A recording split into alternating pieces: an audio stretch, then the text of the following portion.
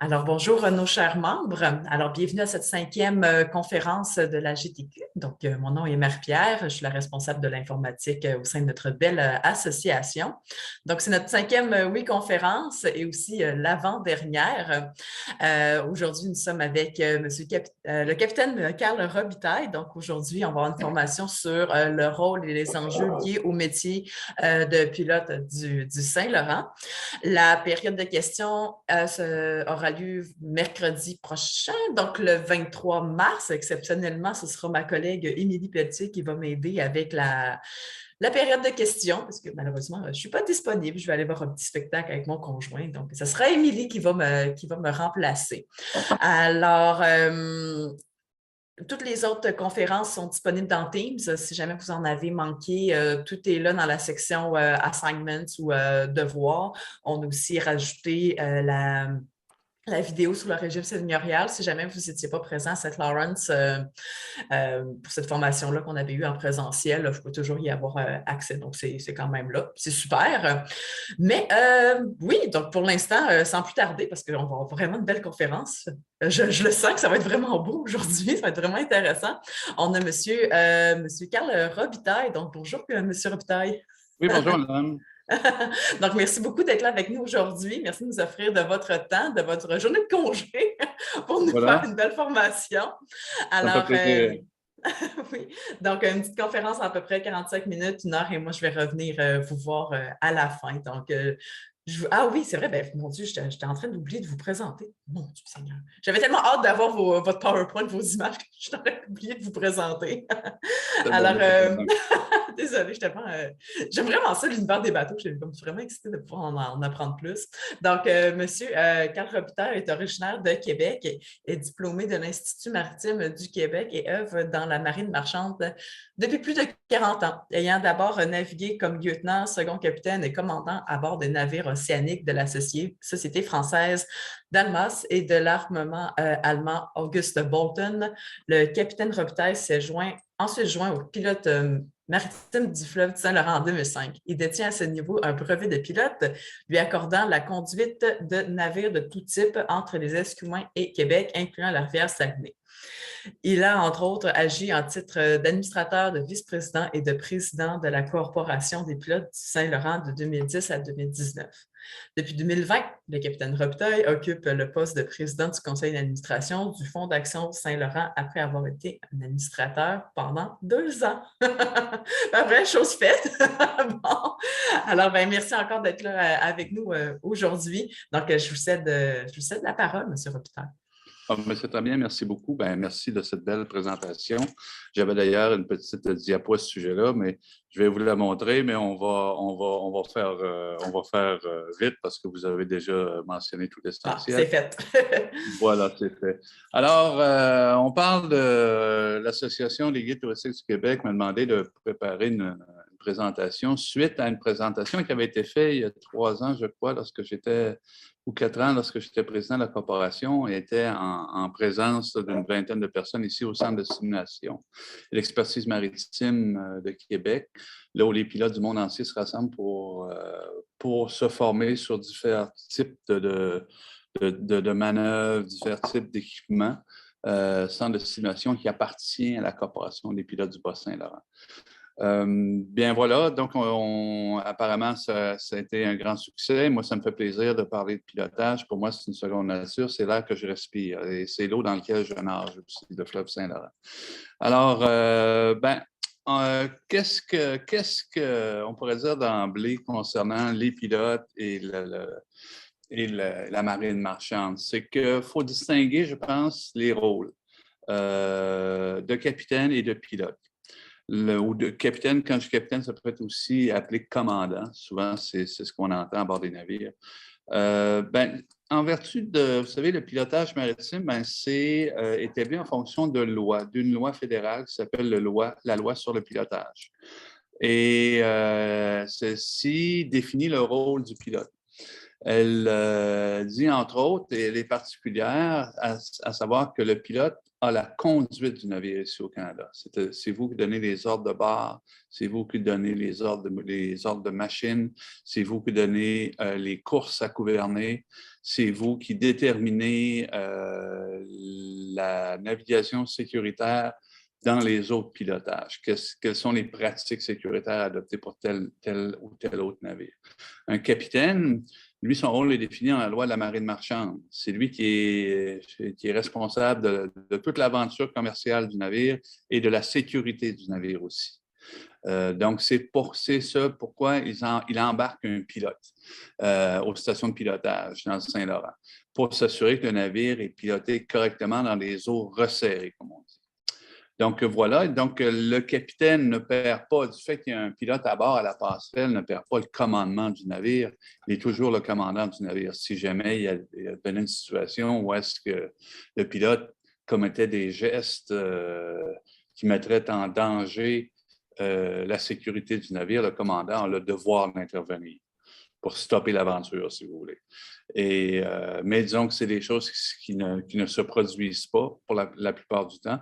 Mais donc, les rôles sont ainsi campés. On travaille cependant en équipe avec les équipages, avec l'équipage de passerelle, avec le commandant, second capitaine, lieutenant. On travaille en équipe, c'est bien ça, spécialement depuis une vingtaine d'années. Ce sont des techniques qui ont été développées ici au centre de simulation, de sorte à ce que le pilote fasse partie de l'équipage, si vous voulez, à la passerelle, fasse partie de l'équipe de la passerelle, qui n'est pas que le pilotage du navire ne se fait pas uniquement dans sa tête. Donc, on a développé des techniques de communication entre personnes pour que tout le monde sache qu'est-ce qui se passe en ce moment, qu'est-ce qui est en cours, c'est quoi l'objectif, c'est quoi le prochain objectif, etc. Donc, quel est le plan de pilotage? Bien, c'est ce qui est transmis à l'équipage à travers le pilote. Donc, voilà, c'est comme ça que ça fonctionne.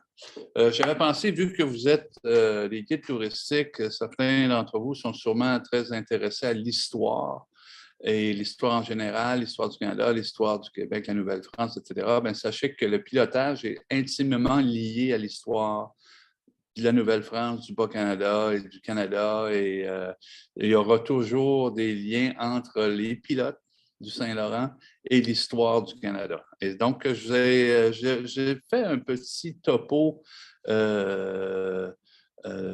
des principales étapes pour ce qui est du pilotage au Canada, pour ce qui est du pilotage dans le Saint-Laurent. Quelle en est la genèse et on en est rendu où aujourd'hui à cet effet-là? Mais au préalable, voici les origines du pilotage. C'est un très, très vieux métier, le métier de pilote, tel qu'on le connaît aujourd'hui. C'est un métier qui remonte, c'est un métier de l'Antiquité. D'ailleurs, les pilotes rédigeaient ce qu'ils appelaient des périples. Un périple, c'était une relation de voyage.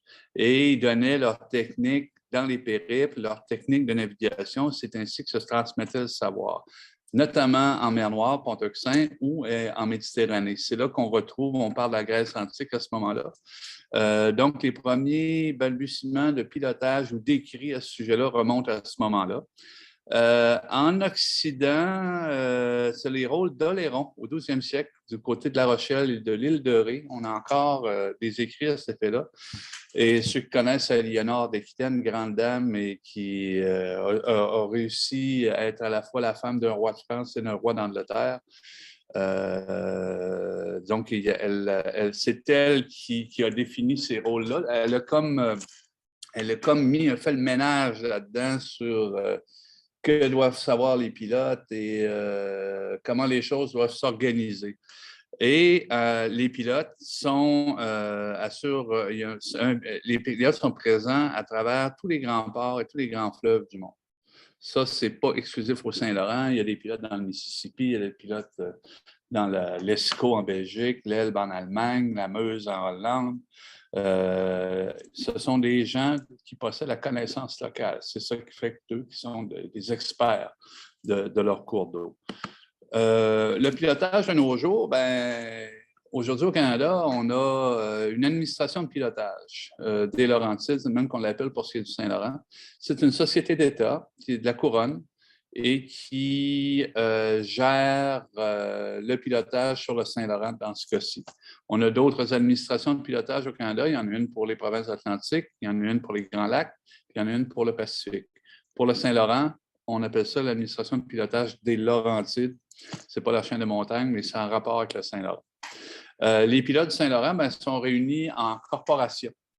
La loi les oblige à se réunir en corporation. On ne peut pas être pilote en étant travailleur autonome seul dans son coin. On doit se réunir en corporation.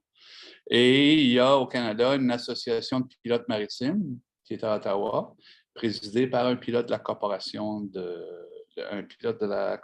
pilotes du Bas-Saint-Laurent. Et le pilotage aussi est assujetti aussi à une autre organisation, une organisation International Maritime Pilots Association, qui est à Londres et qui est également présidée par un pilote de la corporation des pilotes du Bas-Saint-Laurent, corporation dont je fais partie. Voici en gros à quoi ressemble la carte montrant les limites géographiques des activités de pilotage. Le pilotage débute dans le Saint-Laurent à la station de pilotage de Les Escoumins, qu'on voit sur la carte. Et la zone magenta que l'on voit, ça c'est Monsieur Robitaille, Oui. je vous interromps parce qu'on ne voit pas la carte. Oh, dommage, dommage. Ben, écoutez, si on ne la voit pas, je la fais disparaître. Vous pouvez partager votre écran pour la vérifier. Et puis, on pourra peut-être revenir plus tard, mais simplement pour vous dire que le Saint-Laurent est divisé en deux sections. Il y a une partie qui est entre les Escoumins et Québec, et l'autre partie du fleuve entre Québec et Montréal. Et dans chacune de ces circonscriptions-là, il y a une corporation de pilotes. Il y en a 75 dans le Bas-Saint-Laurent et 115 dans le Saint-Laurent central, c'est-à-dire le Bas-Saint-Laurent, les Escoumins jusqu'à Québec. Et la corporation des pilotes du Saint-Laurent central, c'est de Québec jusqu'à Montréal.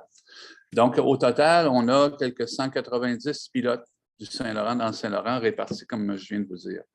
On s'embarque à tour de rôle sur les navires qui arrivent au Canada. C'est des affectations à tour de rôle. On est sur un tour de rôle et puis c'est comme ça qu'on est affecté. Chacun son tour, on s'embarque, de sorte qu'au bout d'une année, on aura fait à peu près tous le même nombre d'affectations. C'est le principe un peu de faire ça à tour de rôle.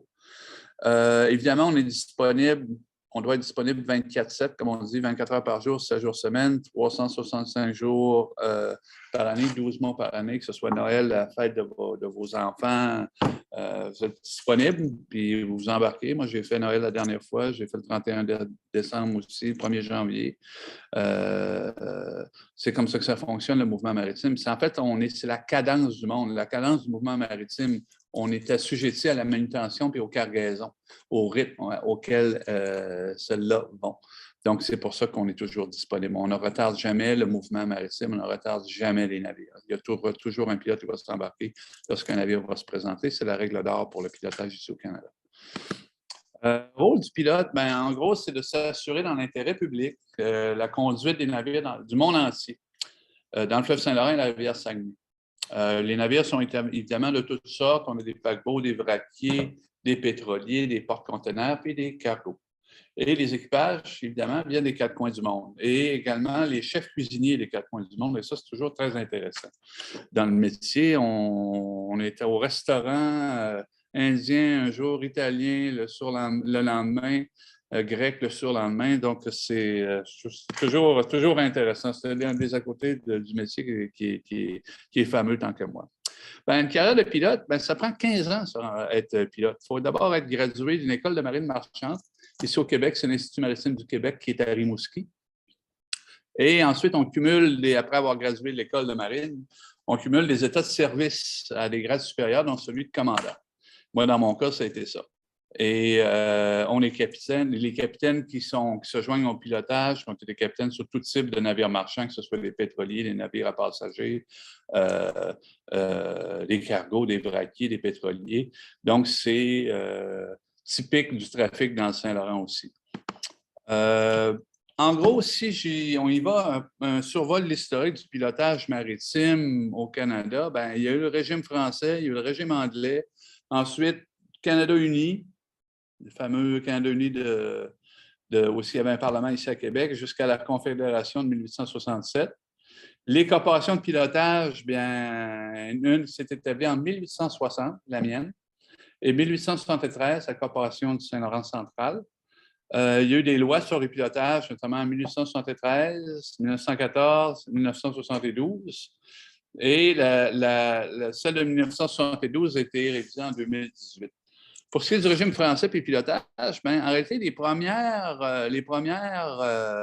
indications ou instructions nautiques remontent à Samuel de Champlain en 1632. Il a écrit un recueil de navigation sur toutes ces navigations dans l'Est du Canada, en Acadie et notamment dans le Saint-Laurent. Et à un moment donné, il donne toutes les marques de navigation à utiliser par les pilotes en remontant le Saint-Laurent.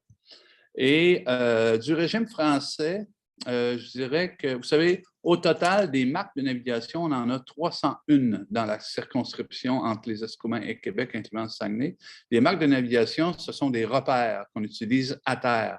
Ce sont des repères naturels ou artificiels, des phares, des alignements, des feux d'alignement, 301 comme ça. Et encore aujourd'hui, on en utilise 21 qui proviennent du régime français, dont une marque qu'on dit la marque de Champlain, pour guider les navires dans le Saint-Laurent.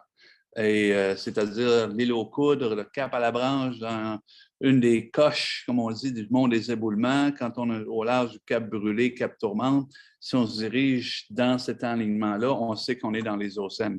Donc, il y a comme quelque chose, un artefact, le Saint-Laurent, c'est ça, on utilise des artefacts. Encore aujourd'hui, on fait le pont avec le passé jusqu'au présent. Moi, je trouve ça extraordinaire comme savoir, comme transmission du savoir. C'est fantastique. Dire aussi qu'Abraham Martin, premier pilote ici en Nouvelle-France, en 1647, en réalité, on n'a pas d'écrit de navigation à son sujet. La seule référence qu'on a au fait qu'il soit pilote, c'est dans un acte notarié lors de l'achat ou la vente d'une maison. Et son nom figure sur l'acte d'achat ou de vente et c'est inscrit Abraham Martin, pilote, sur l'acte de vente. En 1671, il y a eu le Collège des Jésuites, en réalité, l'École royale de mathématiques et d'hydrographie à Québec, qui est le Collège des Jésuites qui n'ont pas celui sur René Lévesque, mais bien celui qui était où est l'emplacement de l'Hôtel de Ville de Québec aujourd'hui. Avant ça, c'était le Collège des Jésuites. D'ailleurs, on peut voir les pierres, quelques pierres sur le terrain et dans la rue qui marquent les fondations de la chapelle et du Collège des Jésuites et de cette fameuse École royale de mathématiques. C'est la première école de marine. Les Jésuites enseignaient la navigation, enseignaient en réalité l'astronomie, enseignaient le calcul, les mathématiques, la trigonométrie pour les marins. Et les marins de la Nouvelle-France qui voulaient devenir pilotes, ben, allaient à cette école-là l'hiver et à l'été, ben, ils se formaient à la mer ou au fleuve. Mais disons que la première école de marine, c'est le Collège des Jésuites en réalité. Je dirais là-dessus aussi, il y a eu un moment important pour ce qui est du pilotage en Nouvelle-France et en France et en Nouvelle-France, c'est l'ordonnance de la marine de Colbert sous Louis XIV en 1681, qui lui, Colbert a décidé de consolider toutes les lois qui portaient sur la navigation et le pilotage, s'assurer de la formation des gens là, en France et dans ses colonies. Donc ici, on a eu des échos de ça, évidemment. Donc en 1681, on a eu la première loi sur le pilotage, entre guillemets, qui portait sur les pilotes de la Nouvelle-France. En 1686... Je vous interromps encore une fois. Oui. Excusez-moi, M. Robitaille. Est-ce que vous vouliez mettre votre présentation? Puisque vous nous aviez préparé quelque chose, je ne sais pas si vous vouliez la mettre...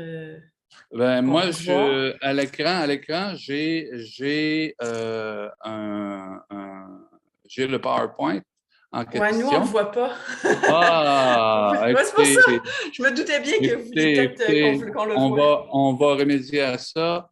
On va faire un partage d'écran. Oui. C'est peut-être ça qu'est-ce qui s'est passé. Je vais aller essayer d'organiser ça dès maintenant. Un partage Je d'écran. me doutais que le contenu que vous étiez en train d'aborder se trouvait dans votre PowerPoint. Voilà. Voilà. Est-ce qu'on peut voir un peu mieux maintenant? Oui, vous pouvez le mettre en plein écran. Oui, ouais, c'est ce que nous allons faire. Ah, les joies du direct. Voilà. Fantastique! Bravo, merci. Fantastique. Bon, donc, on voit qu'en 1781, que je parlais tout à l'heure, Colbert, par son ordonnance de marine, a fait en sorte que le pilotage est mieux organisé ici en Nouvelle-France. Et il y a eu un hydrographe important qui dit pilote, dit carte marine. Les cartes marines ont dû être développées pour aider à développer le commerce en Nouvelle-France. En réalité, c'était pour aider les navires à acheminer les marchandises, les passagers, les colons. Donc, c'est important d'avoir des bons hydrographes. Il y a eu Jean Deshaies qui a fait une carte célèbre en 1686. Puis plus tard, Richard Tétu de la Richardière, lui, était un Canadien, c'est-à-dire qu'il est un Français niveau Canada, qui, lui, a fait énormément pour le pilotage. Il a organisé le pilotage de manière plus contemporaine, si on peut dire, avec des stations de pilotage au Bic, à l'île aux Coudres. Et c'était lui qui était chargé du balisage, aller poser le balisage au printemps, s'assurer que le tout pouvait se faire de manière efficace, le transit des bateaux de l'époque. Ensuite, ben voilà la fameuse carte de Jean Deshaies. Ça, c'est une carte qui date de 1686. C'est moi, pour avoir dessiné le Saint-Laurent à mon examen de pilote, je peux vous dire que c'est très, très bon comme carte.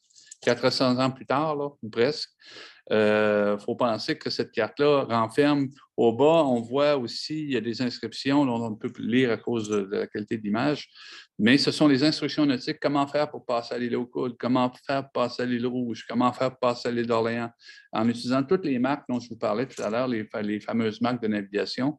Bien, là-dedans, il y en a 21 qu'on utilise encore aujourd'hui. Suivant. Alors, bien, évidemment, il y a messieurs les Anglais qui se sont installés en 1759 et après. Ben, il y a eu James Cook qui a fait beaucoup d'hydrographie dans le Saint-Laurent pour les pilotes, pour le transport maritime. Et également aussi, il faut rajouter que James Murray, le premier, a été là lors du premier gouvernement civil de la Nouvelle-France, du moins ce qu'on appelait encore la Nouvelle-France, mais de l'Amérique du Nord britannique, dans lequel il était mentionné que nul ne saurait être pilote dans le Saint-Laurent sans détenir de brevet de pilote.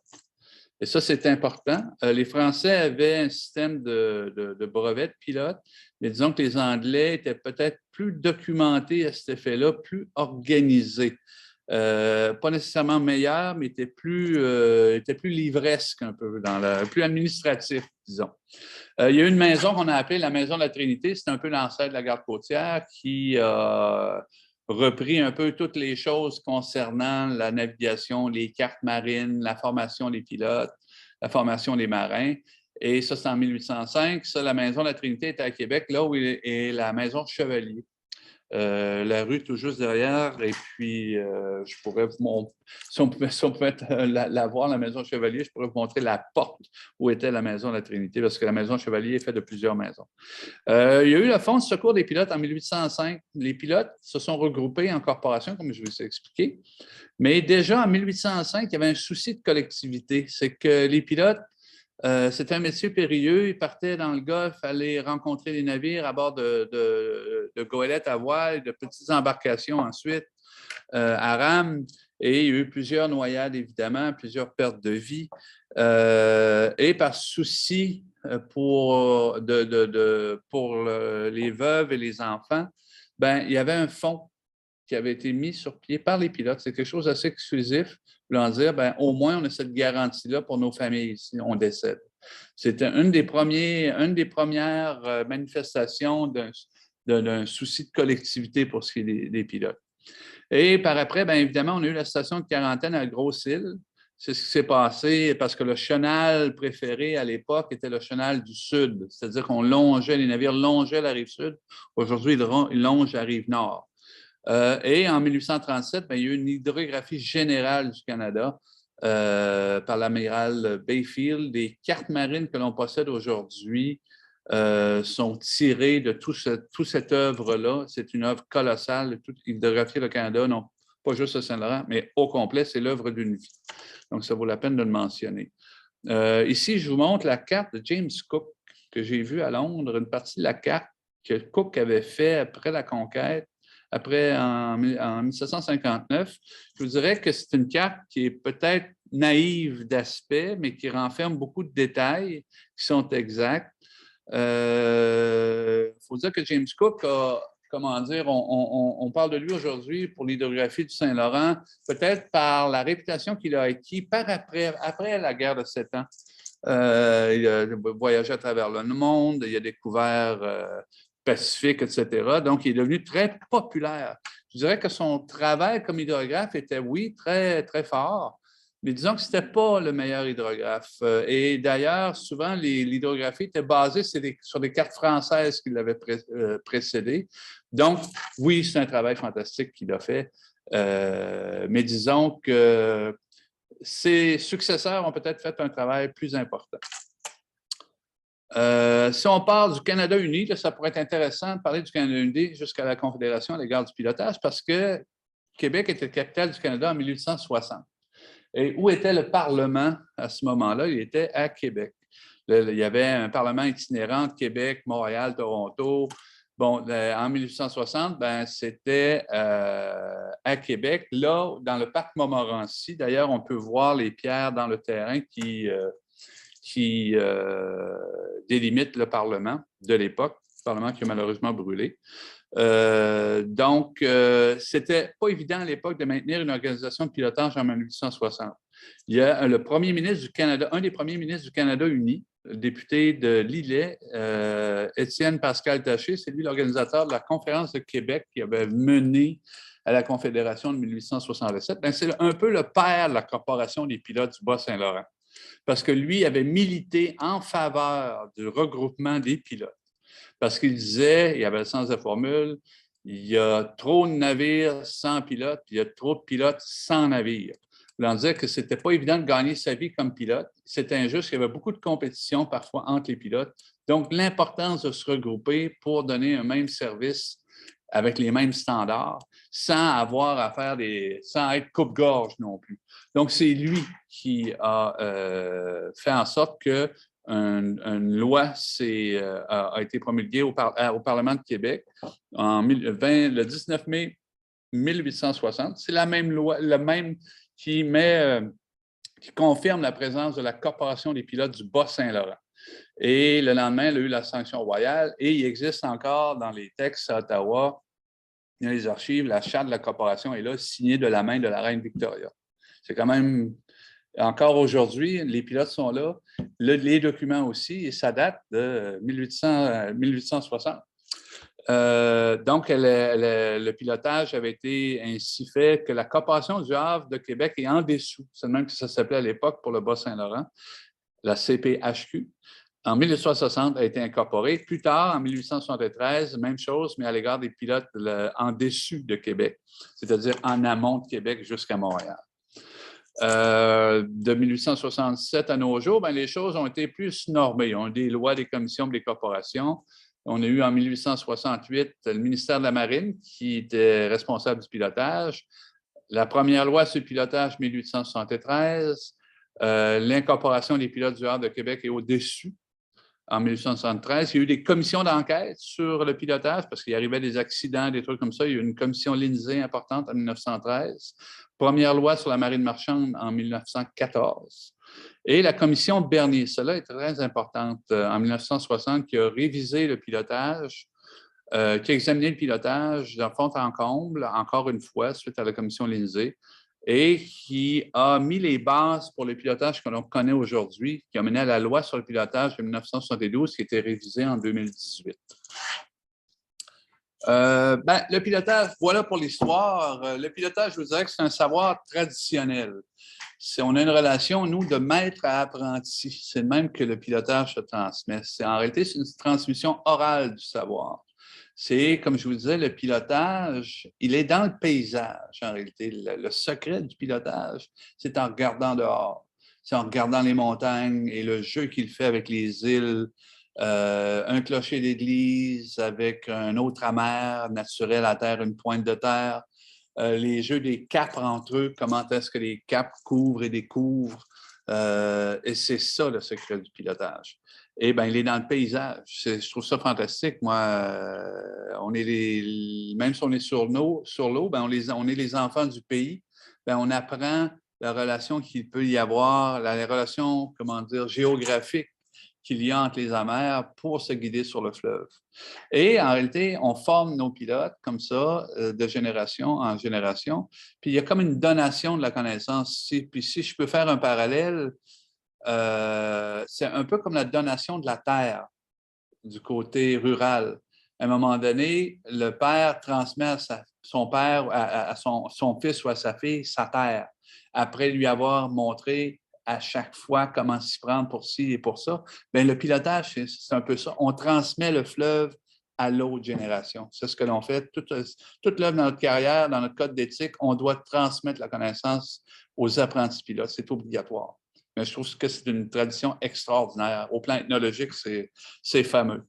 Si bien que les pilotes, dans la transmission de ce savoir-là, ben, on développe une perception tridimensionnelle du fleuve. Quand on regarde le fleuve, on peut connaître nos limites à gauche et à droite en fonction de la bathymétrie de 5 mètres, de 10 mètres, de 15 mètres. La bathymétrie, c'est la profondeur. On sait jusqu'où on peut aller à gauche et à droite en utilisant nos repères qui sont, eux, situés à terre. Donc, c'est ce qu'on apprend en réalité. C'est ce que l'on voit quand on s'embarque. On a l'œil tridimensionnel, on voit le fond du fleuve, on voit la part et on peut se guider. On sait où sont les hauts fonds. C'est plus par là. Pour le parer, ben, je dois utiliser l'île rouge avec l'île blanche. Il faut que je m'assure que l'île bleue rouge apparaisse du côté droit de l'île blanche avec un relèvement. Puis tout ça est très normé aussi. Et ça, c'est pour ce qui est ça, c'est quand il fait beau. Quand il fait moins beau, ben, on utilise le radar de marine. Et là, on connaît toutes nos distances par le travers, comme on dit, nos distances minimales d'approche, une maximale aussi par rapport aux amers, par rapport à la rive, qu'on peut s'approcher dans tel secteur, dans tel atterrage, dans tel autre atterrage. Et si bien on a acquis cette connaissance-là parce que à notre examen au brevet de pilote, ben, on doit dessiner le fleuve par cœur.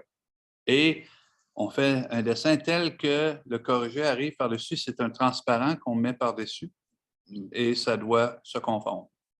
C'est à ce point, quand on dit qu'on a le compas dans l'œil, on a la carte dans la tête surtout aussi. Et ça, c'est une partie importante du fleuve, de l'examen. Et si on doit être capable également de décrire tous les phénomènes qui concernent les marées, les courants, les aides à la navigation, les amers, les paysages, les clochers, etc. Quel est le jeu, quelles sont les marques et beaucoup de mise en situation, évidemment, simulateur à travers ça. Donc, c'est une formation de 2 ans. Et quand même, vous auriez été capitaine au long cours pendant 25 ans. On vous prend à la base, on vous forme parce que c'est un savoir particulier, le pilotage. Et vous revenez sur les bancs d'école en réalité. Si vous faites 250, je crois, 260 voyages accompagnés d'un pilote et en plus des cours ici au simulateur, les cours en cabine de simulation, bon, ben, et ça vous permet ça vous donne un droit d'entrée à l'examen au brevet qui est décerné par l'administration de pilotage des Laurentides. C'est également le savoir, oui, bien sûr, traditionnel, mais on embrasse également la technologie. Tous les appareils de navigation électronique, le radar de marine, les cartes marines et les cartes électroniques. Vous savez, les cartes papier, désormais, n'existent plus à bord des navires ou si peu. Elles ont été remplacées par des cartes électroniques sur des terminaux grands comme des bureaux à peu près, et c'est là que la carte se situe. Et puis, donc, les pilotes sont formés à ces technologies-là. Et on a ce qu'on appelle également un matériel d'emport, c'est-à-dire une tablette puis un logiciel à l'intérieur de la tablette qui nous permet non pas de piloter, mais qui renferme tous les renseignements dont on a besoin, météo, marée, les niveaux d'eau en temps réel, c'est très, très important. La marée, ici dans le Saint-Laurent, particulièrement en aval de Québec, est sujette à changement. Des fois, la marée prédite ne se présente pas telle qu'elle parce qu'il vente d'ouest, parce que la pression atmosphérique est de 1030, par exemple. Ben, millibar de plus et 1 centimètre de moins dans la hauteur de la marée à peu près. Et donc, ça, on a ça en temps réel. Des logiciels qui ont été développés ici au centre et par des pilotes de la corporation. La manœuvre des navires aussi, on fait une partie importante, c'est bien sûr de piloter le navire du point A au point B, d'un quai à l'autre, mais c'est également de manœuvrer le navire lors de l'accostage et de l'appareillage. Et on fait ça pour les navires de tout tonnage. Et on fait ça pendant notre période d'apprentissage avec les pilotes. Les pilotes conservent la conduite du navire, mais on demande à l'apprenti de faire la manœuvre d'accostage ou d'appareillage sous la supervision du pilote toujours, toutefois. Et également, au Centre de simulation et d'expertise maritime ici à Québec, on a tous les quais, tous les courants que vous voulez ici. On peut reproduire tous les navires. Donc, les apprentis pilotes viennent se former ici. Et également, lors de la formation continue des pilotes, à chaque année, on doit atteindre un certain nombre de manœuvres. Faute de quoi? Parce que, comme je vous expliquais, on agit à tour de rôle. Faute d'un certain nombre, vous venez au simulateur compléter non pas compléter la formation, mais bien compléter le nombre de manœuvres requis annuels.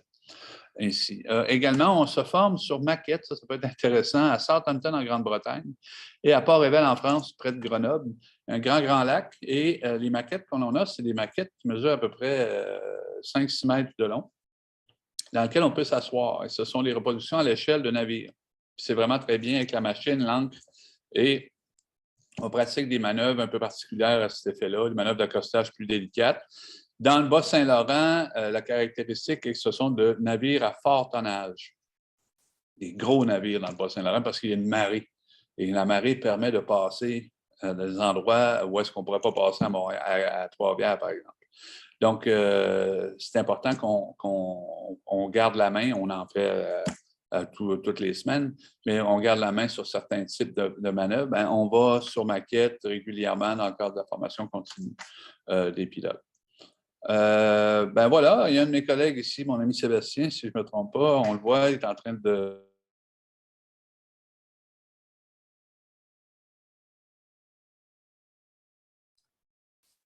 Oh, on a perdu notre capitaine favori. Ce ne sera pas bien long, je vais essayer de retourner le chercher, ce ne sera pas bien long. Alors, on est de retour, chers membres. Il y a une petite coupure de courant où se trouve M. Robitaille. Donc, on est de retour. C'est bon, je vous laisse la parole, M. Robitaille. Bon, très bien. Donc, on voit bien mon collègue à l'écran, c'est bien ça? Oui, c'est bon. Parfait. Bon. Écoutez, c'est mon collègue qui est en train d'accoster un navire vraquier manifestement Panamax. Là, il y a le nombre de cales, 7 cales, donc c'est bien ça. Aux installations de Rio Tinto à Saguenay, vous savez, il s'en va sur le quai qui est à votre droite, assisté de remorqueur. Donc, ça, fait partie, évidemment, du travail de pilote et ça, pourquoi on est formé ici. Là, mon collègue observe ses repères à terre, observe s'il n'y a pas de la dérive de courant. Les courants sont très traversiers à cet endroit-là du port. Donc, c'est important de ne pas dériver tantôt à gauche, tantôt à droite. D'où les remorqueurs, d'où la barre, d'où la machine. Il faut souvent anticiper quand on est pilote ce qui va arriver et puis réagir rapidement si jamais les choses se produisent de manière avec trop d'ampleur. Si je passe à l'image suivante, voilà, on peut évidemment pratiquer ces manœuvres-là, comme je l'expliquais tout à l'heure, au simulateur, ici à Québec, au Centre de simulation d'expertise. Donc, on peut reproduire tout genre de manœuvres, manœuvres d'urgence, manœuvres régulières, manœuvres particulières qu'on fait ici au Centre de simulation. Ça fait partie de notre formation comme apprenti. Ça fait partie également de notre formation continue comme pilote. Le Saint-Laurent, c'est un fleuve aux grandes eaux, j'aime bien l'appeler comme ça, mon beau fleuve aux yeux bleus. Et il y a, ce qui le caractérise, le Saint-Laurent, c'est qu'il y a un mouvement de marée de Laval jusqu'à peu près Trois-Rivières, où le fleuve est assujetti aux marées, aux lunaisons, etc. Donc, on a des grandes marées, des marées moyennes, des petites marées de vives eaux, des marées de mortes eaux, comme on dit.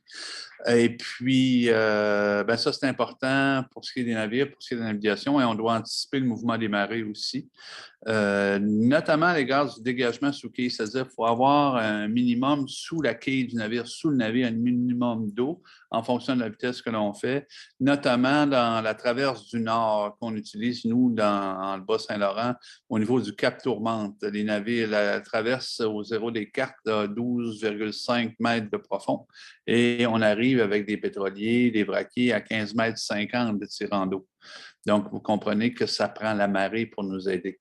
Et donc, ben, c'est ça. Donc, on attend la marée, on fait route avec elle, et on attend d'avoir les bons niveaux, d'où l'importance de vérifier si elle se présente correctement. Tantôt, elle est en retard, tantôt, elle n'est pas de la même amplitude. Donc, il faut s'adapter à ces circonstances-là. Le fleuve, il est fait d'eau douce et d'eau salée, la limite étant à peu près justement le cap Tourmente. Pour ce qui est des eaux douces, la bathymétrie du fleuve, elle varie de 500 mètres dans le Golfe, 300 mètres aux Escoumins, 12 mètres 50, comme je vous parlais, à travers du Nord. En amont de Québec, le chenal est à 10 mètres, 10 mètres 60, 10 mètres 30 à certains endroits. Il y a des endroits un peu plus particuliers. On a les bancs de l'île Rouge qui sont à peu près à la hauteur du Saguenay. Donc, c'est une barrière à l'entrée. C'est le premier obstacle que les navires rencontrent en remontant le Saint-Laurent. Après quoi, ben, c'est la traverse du Nord, l'île aux Coudres, évidemment, j'aurais dû le mentionner également, la traverse du Nord et le chenal du Sud. On peut emprunter le chenal du Sud encore dans certaines circonstances. En passant, pour les amateurs d'histoire, c'est le chenal d'Iberville. Le chenal du Sud, l'appellation du Sud provient des Anglais qui l'ont appelé South Channel. Ça s'est francisé, c'est passé dans la langue et dans la langue du métier aussi. Mais c'est le chenal d'Iberville. Quelqu'un m'a dit que c'est parce que les Anglais avaient une dent contre d'Iberville. Effectivement, celui-ci les a poursuivis assez longtemps tout le long de sa carrière, que tout rapport à d'Iberville a été rayé de la carte marine, apparemment. Enfin, ça, c'est des rumeurs, mais je peux pas vous les confirmer. Ben, le chenal commercial aussi en amont de Québec est différent de celui en aval de Québec. Celui en amont de Québec, il est beaucoup plus sinueux, beaucoup plus de virages, beaucoup plus étroit, moins profond également. Les fonds sont différents aussi. Ici, en aval de Québec, c'est plus des fonds sablonneux, je devrais dire, et puis de la base, tandis qu'en amont de Québec, notamment entre Québec et Trois-Rivières, c'est des fonds très rocheux. Voilà, donc la nature du fond change aussi en fonction de l'endroit dans le Saint-Laurent. Ensuite, ben, voici à quoi ça peut ressembler la météo dans le Saint-Laurent parfois. Ici, on est un vent debout, on est au large on approche du Cap Tourmente, on a le Cap Rouge pas loin, sur un cargo comme ça. C'est le quotidien des pilotes. Et aussi, fait partie du quotidien des pilotes, c'est le long fleuve en hiver. Ça se caractérise par la présence des glaces, évidemment, les glaces en mouvement pour ce qui est du Saint-Laurent. Les glaces se déplacent en fonction de la marée, tantôt vers l'amont, tantôt vers l'aval. Elles ne restent pas figées, contrairement à celle de la rivière Saguenay, où là, on a une glace de banquise, c'est-à-dire que la glace va d'une rive à l'autre du Saguenay et reste là figée. Il y a une trace au centre faite par le brise-glace, mais que l'on suit en convoi avec le brise-glace et qui se referme immédiatement après le passage du navire pour vous montrer comment est-ce que c'est serré, cette glace de banquise-là qui atteint 1 mètre d'épais, justement au mois de février-mars. Ce qui est caractéristique également du Saint-Laurent, c'est qu'on enlève tout le balisage. La garde-côtière enlève tout le balisage en hiver pour ne pas le perdre à travers les glaces. Évidemment, il y a des escortes de brise-glace dans certains secteurs, dont le Saguenay. Sous les ponts de Québec également, ça prend un brise-glace, notamment autant que possible à la faveur de la marée montante. Certains autres endroits dans le Saint-Laurent aussi au niveau du lac Saint-Pierre pour éviter des embarques. Les manœuvres dans l'accostage et l'appareillage sont particulières également pour quand on est en présence des glaces. Tout à l'heure, on voyait les installations de Rio Tinto en été avec mon collègue. Bien, moi, je suis allé il n'y a pas longtemps en hiver et les techniques d'accostage sont tout à fait différentes. D'abord, il n'y a pas de remorqueur, il n'y a pas on est assisté d'un brise-glace, bien sûr, donc c'est une œuvre très, très lente.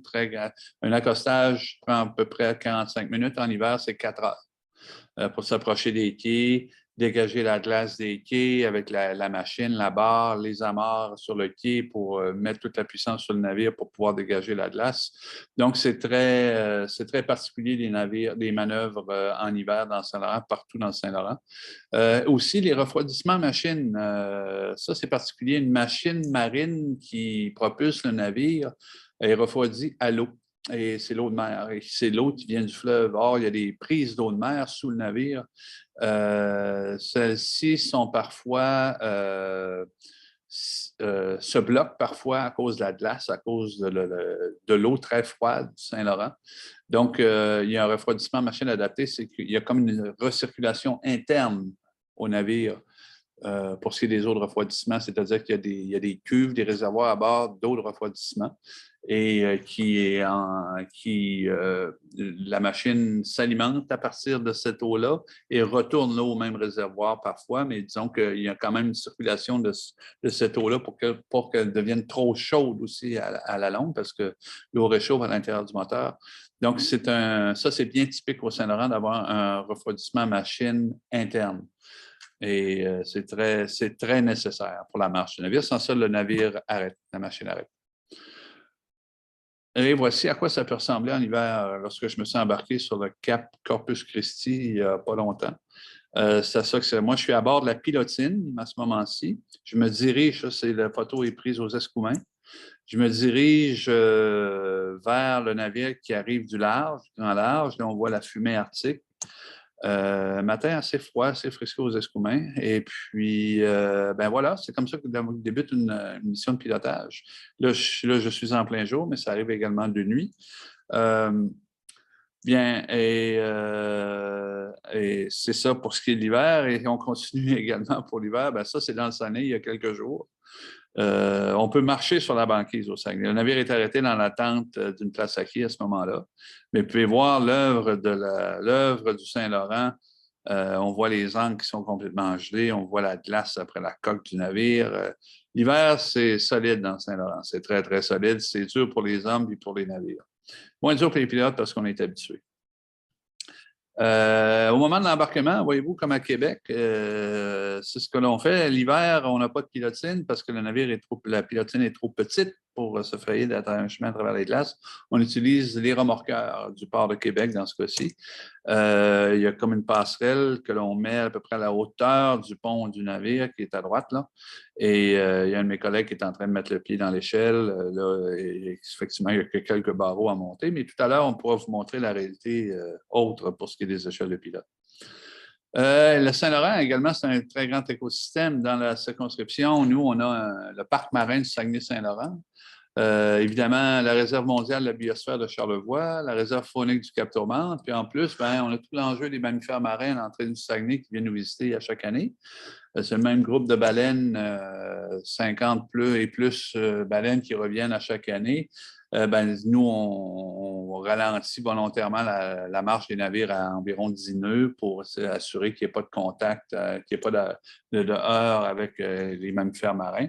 Un autre enjeu qui s'en vient, c'est également le bruit sous-marin. Les navires émettent certains bruits. Certains types de navires, notamment, émettent un bruit assez fort, apparemment. Donc, il y aura un prochain. Actuellement, il y a beaucoup de recherches qui se font à ce sujet-là, notamment de doter les navires d'hélices silencieuses. Et ça, c'est surtout la cavitation de l'hélice qui fait du bruit pour les belugas, notamment la pulsation des machines, bien sûr, mais plus les hélices. Et dépendant des navires, il y a des navires porte-conteneurs qui font plus de bruit que les navires vraquiers, par exemple. Et ainsi de suite. Donc, c'est le prochain enjeu. Les corporations de pilotes font partie des groupes de discussion à cet effet-là sur les possibilités, qu'est-ce qu'on peut faire à l'égard des pratiques de pilotage pour mitiger à l'égard des mammifères marins. Voilà, je vous dis, c'est le plus beau métier au monde. C'est une photographie que j'ai prise l'été dernier. Ça se trouve être le Bic vu de loin, au lever du soleil. C'est extraordinaire. Je vous le dis, c'est le plus beau métier au monde. Il y a pour toutes sortes de raisons, mais notamment dans le Saint-Laurent. Voici mes dernières destinations. On m'avait demandé de parler de ça, à quoi ça pouvait ressembler une journée type d'un pilote. Je m'embarque et on m'appelle. On a un centre d'affectation qui est à Montréal, qui, lui, reçoit les demandes de pilotage de la part des capitaines, de la part de leurs représentants ici au Canada, demande de service. Et donc, nous, on répond à une demande de service à toute heure du jour. Moi, j'ai une résidence aux Escoumins, j'habite à Québec. Quand je suis aux Escoumins, bon, on m'appelle aux Escoumins. On a un répartiteur qui m'appelle, M. Robitaille, votre navire, telle heure, il y a tel tirant d'eau, il va à telle destination. Entre les navires, on a des périodes de repos obligatoires par Transport Canada. Donc, on n'est jamais appelé à l'intérieur de ces repos-là, mais il faut gérer son sommeil lorsqu'on est pilote parce qu'on ne sait jamais tout à fait à l'heure exacte à laquelle on va s'embarquer, mais on sait que ça peut être de jour ou de nuit. À ce moment-là, il faut dormir de jour si on doit faire une nuit. C'est ainsi que ça fonctionne. À tour de rôle. Ben, voyez-vous, j'ai fait les derniers navires que j'ai faits, ben, le 20 février, j'ai fait le cap Corpus Christi, navire grec, pétrolier de 156 000 tonnes à destination des installations de Valero ici à Québec. En descendant plus tard le lendemain, le Lowlands Opal, un Belge, un vraquier de 53 000 tonnes. Le Fluvograch, un Russe, un Russie, pétrolier de 12 000 tonnes, notez la date, 23 février. Le 24 février, le Toronto Express, un navire allemand. Le FSL Singapour, des Pays-Bas, un autre pétrolier. Le 5 mars, le Bulk Valier, à Singapour. Le Golden Suec à destination de Port-Alfred, des installations de Rio Tinto dans la baie des Haches, je devrais dire. Et le 13 mars dernier, j'ai fait le Fédéral Fraser, des îles immatriculées aux îles Marshall, un vraquier de 35 000 tonnes. Le 13 mars dernier, la mission de pilotage a duré 33 heures et c'était très long. La glace en Saguenay, à ce temps-ci de l'année, elle est très, très, très dure. On navigue en convoi et les convois sont formés de 3 ou 4 navires et puis derrière un brise-glace. Et puis le navire qui nous précédait avait beaucoup de difficultés dans les glaces. La puissance du navire faisait en sorte qu'il ne circulait qu'à 1 ou 2 nœuds. Il s'est enlisé dans les glaces plusieurs fois. Le brise-glace a dû quitter le convoi, venir tout près du navire qui était pris dans les glaces. Donc, on travaille étroitement avec la garde côtière. Mais quand vous êtes à l'arrière du convoi, vous devez attendre et vous tenir aussi à distance sécuritaire, environ un demi-mille à 1 mille entre les navires dans les glaces pour éviter les abordages, évidemment. Cas particulier, on rencontre, comme je vous disais, des équipages d'un peu partout à travers le monde. Évidemment, on enregistre aujourd'hui, nous sommes le 17 mars. Le 23 février, j'étais à bord du Fluvograch, un navire russe. Et puis le 24 février, on sait ce qui s'est passé en Ukraine, c'était l'invasion russe. Et je vous dirais que les Russes à bord c'est encore de jeunes, des gars de 30 ans et moins. Disons qu'ils étaient un petit peu étaient au courant de tout ce qui se passait avant l'invasion, etc., à l'égard de ce qui se passait aux frontières d'Ukraine. Et je peux vous dire que les plus jeunes Russes sont moins crédules qu'on peut le croire, ils s'informaient voir qu'est-ce qui se passait au sujet des camionneurs qu'on retrouvait à Ottawa, parce qu'ils avaient eu les nouvelles de tout ça en s'en venant à travers l'Atlantique. J'avais expliqué un petit peu le contexte, puis il m'avait dit en me regardant, vous savez, dans mon pays, ce serait impossible de faire ça. Voulant dire qu'on est bien chanceux de vivre avec malgré tous les aléas que ça peut causer. On est bien chanceux et la jeune génération de Russes est moins crédule. Elles sont plus critiques à l'égard des autorités, quoique on sait qu'il y a beaucoup de répression en Russie. Mais le plus touchant là-dedans, c'est le 7 mars, le Golden Suec. En fait, il y en a deux. Je devrais dire le 26 février, le FSS Singapour. Équipage ukrainien à bord. Et puis, une partie de l'équipage était ukrainien, l'autre partie hollandais. Et eux ont quitté la Hollande avant les événements et puis ils sont arrivés aux Escoumins le 26 février avec le résultat qu'ils ont pu avoir une couverture cellulaire. Tous les jeunes marins ont tous des téléphones cellulaires. Et pour la première fois, ils pouvaient parler à leur famille, à leurs amis en Ukraine. Et puis, c'était assez émouvant de les voir tous à la passerelle en FaceTime parler à leurs parents, parce que c'est tous des jeunes hommes là, ou de jeunes pères de famille, en bas de 30 ans encore une fois. Et puis, j'avais un jeune homme était venu me voir, des lieutenants étaient venus me voir. Il dit, ben écoutez, dis-moi, je viens d'Odessa et puis mes parents ont décidé de rester. Ses parents étaient dans la soixantaine, ils ont décidé de rester parce qu'il y avait un frère plus vieux que lui qui était handicapé. Il dit, c'est impossible de se rendre en Pologne en chaise roulante, en fauteuil roulant. Donc, on a de ces témoignages-là parfois des relations intéressantes avec tous les peuples marins du monde. Mais la plus touchante, dernièrement, c'était le 7 mars dernier, quand on a accosté aux installations de Rio Tinto, j'accoste le navire, etc. Puis j'étais en présence de 5 Ukrainiens qui, le lendemain, ont quitté pour Dorval et ont quitté pour l'Ukraine via la Pologne. Et de Montréal à Francfort, Francfort à Varsovie, par avion et le reste par train pour se rendre chez eux dans les circonstances. Ils l'ont fait volontairement. Et ça prend, je pense, beaucoup de courage pour faire ça. Et c'était des gens d'Odessa, c'est des marins, souvent ça vient d'Odessa, de Mariupol, puis il y avait un des lieutenants qui était à bord, puis il disait qu'il n'avait pas eu de nouvelles de ses parents et de sa femme et de ses enfants depuis 10 jours. Et il était très inquiet. Et les gars débarquent. Et ils disent, on ne sait pas tirer du fusil, mais on s'en retourne chez nous pour s'occuper de nos affaires. Et très, très, très, très touchant de voir ça. Et puis, la seule chose qu'il m'a dit, il dit, vous direz à votre entourage de regarder un documentaire qui s'intitule Winter on Fire, qui est diffusé sur Internet, un très, très dur documentaire pour me dire que en me laissant le message, je vais en dire à nous tous que les jeunes Ukrainiens n'abandonneront jamais. Quoi qu'il advienne en Ukraine, n'abandonneront jamais. Ils sont nés, ils disent, dans un pays libre, ils se sont fait dire ça par leurs parents, leurs grands-parents. Ils ont vécu, ils savent, ils ne veulent pas vivre sur la répression qui existe en Russie. Ils se sont libérés de ça, apparemment, et puis c'est pas simple, la vie en Ukraine non plus. Mais voilà, donc je voulais, vu qu'on avait une conférence, je voulais vous le transmettre. Si vous avez l'occasion de regarder. Moi-même, je l'ai regardé et je peux vous dire c'est très, très dur. Mais ça vaut la peine d'être vu pour comprendre un peu ce qui va se passer. Mais merci pour la suggestion. Merci beaucoup. Et merci de nous partager justement la relation que vous avez avec ces marins-là ukrainiens qui vivent toutes sortes d'épreuves. Puis c'était tellement intéressant de pouvoir aussi le volet tellement international de la chose que les équipages peuvent venir d'un peu partout sur la planète. Là. Donc, ben voilà, on a beaucoup d'équipages qui proviennent des Indes aussi.